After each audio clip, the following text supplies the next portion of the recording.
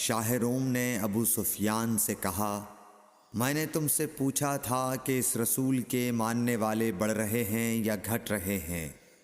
تو نے جواب میں بتلایا کہ وہ بڑھ رہے ہیں۔ ٹھیک ہے، ایمان کا یہی حال رہتا ہے یہاں تک کہ وہ پورا ہو جائے۔ اور میں نے تجھ سے پوچھا تھا کہ کوئی اس کے دین میں آ کر پھر اس کو برا جان کر پھر جاتا ہے؟ تو نے کہا نہیں۔ اور ایمان کا یہی حال ہے، جب اس کی خوشی دل میں سما جاتی ہے تو پھر اس کو کوئی برا نہیں سمجھ سکتا۔ صحیح بخاری حدیث نمبر 51۔ حضور اکرم صلی اللہ علیہ وسلم فرماتے تھے، حلال کھلا ہوا ہے اور حرام بھی کھلا ہوا ہے، اور ان دونوں کے درمیان بعض چیزیں شبے کی ہیں جن کو بہت لوگ نہیں جانتے کہ حلال ہیں یا حرام۔ پھر جو کوئی شبے کی چیزوں سے بھی بچ گیا اس نے اپنے دین اور عزت کو بچا لیا، اور جو کوئی ان شبے کی چیزوں میں پڑ گیا اس کی مثال اس چرواہے کی ہے جو شاہی محفوظ چراگاہ کے آس پاس اپنے جانوروں کو چرائے۔ وہ قریب ہے کہ کبھی اس چراگاہ کے اندر گھس جائے اور شاہی مجرم قرار پائے۔ سن لو، ہر بادشاہ کی ایک چراگاہ ہوتی ہے، اللہ کی چراگاہ اس کی زمین پر حرام چیزیں ہیں، پس ان سے بچو۔ اور سن لو، بدن میں ایک گوشت کا ٹکڑا ہے، جب وہ درست ہوگا سارا بدن درست ہوگا، اور جہاں بگڑا سارا بدن بگڑ گیا۔ سن لو، وہ ٹکڑا آدمی کا دل ہے۔ صحیح بخاری حدیث نمبر 52۔ عبد القیس کا وفد جب حضرت صلی اللہ علیہ وسلم کے پاس آیا تو آپ نے پوچھا کہ یہ کون سی قوم کے لوگ ہیں یا یہ وفد کہاں کا ہے؟ انہوں نے کہا کہ ربیعہ خاندان کے لوگ ہیں۔ آپ صلی اللہ علیہ وسلم نے فرمایا، مرحبا اس قوم کو یا اس وفد کو، نہ ذلیل ہونے والے نہ شرمندہ ہونے والے، یعنی ان کا آنا بہت خوب ہے۔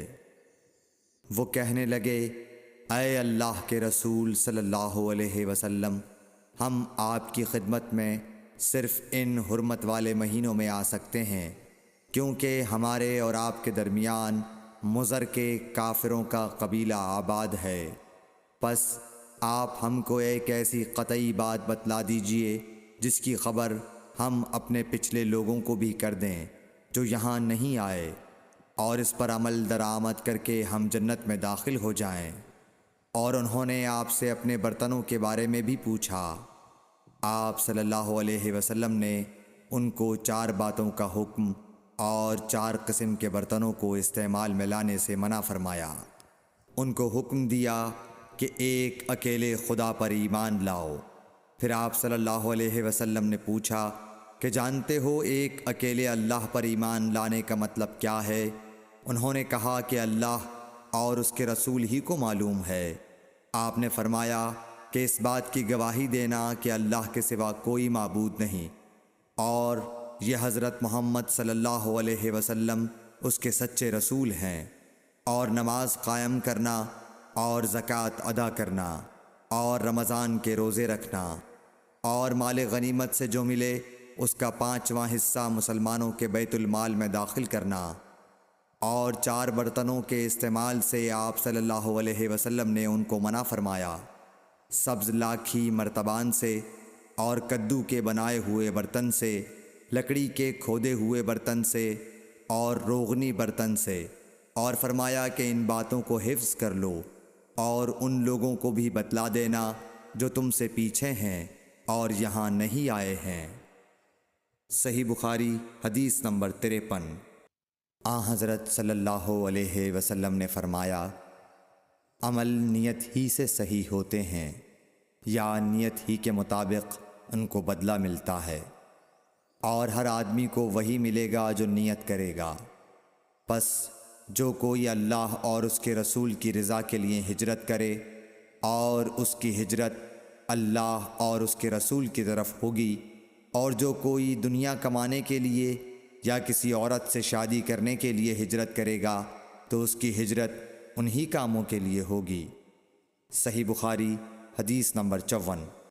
حضرت صلی اللہ علیہ وسلم نے فرمایا، جب آدمی ثواب کی نیت سے اپنے اہل و عیال پر خرچ کرے پس وہ بھی اس کے لیے صدقہ ہے۔ صحیح بخاری حدیث نمبر 55۔ حضرت صلی اللہ علیہ وسلم نے فرمایا، بے شک تو جو کچھ خرچ کرے اور اس سے تیری نیت اللہ کی رضا حاصل کرنی ہو تو تجھ کو اس کا ثواب ملے گا، یہاں تک کہ اس پر بھی جو تو اپنی بیوی کے منہ میں ڈالے۔ صحیح بخاری حدیث نمبر 56۔ جریر بن عبداللہ رضی اللہ تعالی عنہ نے کہا کہ حضرت صلی اللہ علیہ وسلم سے میں نے نماز قائم کرنے اور زکوٰۃ ادا کرنے اور ہر مسلمان کی خیر خواہی کرنے پر بیعت کی۔ صحیح بخاری حدیث نمبر 57۔ جس دن مغیرہ بن شعبہ حاکم کوفہ کا انتقال ہوا تو جریر بن عبداللہ رضی اللہ تعالی عنہ خطبے کے لیے کھڑے ہوئے اور اللہ کی تعریف اور خوبی بیان کی اور کہا، تم کو اکیلے اللہ کا ڈر رکھنا چاہیے، اس کا کوئی شریک نہیں، اور تحمل اور اطمینان سے رہنا چاہیے اس وقت تک کہ کوئی دوسرا حاکم تمہارے اوپر آئے، اور وہ ابھی آنے والا ہے۔ پھر فرمایا کہ اپنے مرنے والے حاکم کے لیے دعائے مغفرت کرو، کیونکہ وہ مغیرہ بھی معافی کو پسند کرتا تھا۔ پھر کہا کہ اس کے بعد تم کو معلوم ہونا چاہیے کہ میں ایک دفعہ حضرت صلی اللہ علیہ وسلم کے پاس آیا اور میں نے عرض کیا کہ میں آپ سے اسلام پر بیعت کرتا ہوں۔ آپ نے مجھ سے ہر مسلمان کی خیر خواہی کے لیے شرط کی، پس میں نے اس شرط پر آپ سے بیعت کر لی۔ پس اس مسجد کے رب کی قسم کہ میں تمہارا خیر خواہ ہوں۔ پھر استغفار کیا اور ممبر سے اتر آئے۔ صحیح بخاری حدیث نمبر 58۔